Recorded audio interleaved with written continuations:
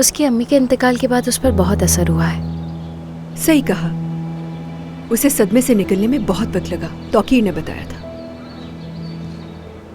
उसके बाबा कहाँ हैं? तौकीर ने कुछ बताया आपको? थोड़ा बहुत, मगर बेटों के लिए इतनी छोटी उम्र में अपनी माँ को खोना बहुत तकलीफदेह होता है।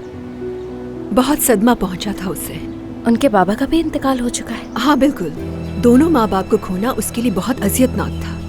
मगर तौकीर ने मुझे बताया था कि अपनी माँ को खोने का गम वो आज तक नहीं भुला सका, अभी तक कबूल नहीं किया। तौकीर ने और कुछ नहीं बताया। चलो।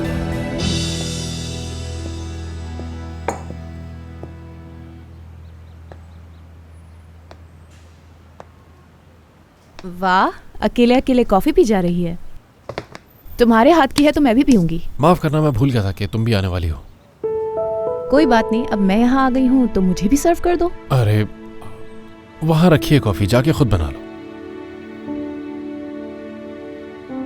ये क्या सर्च कर रहे हो तुम? फिर से कॉलेज जाने का इरादा है क्या?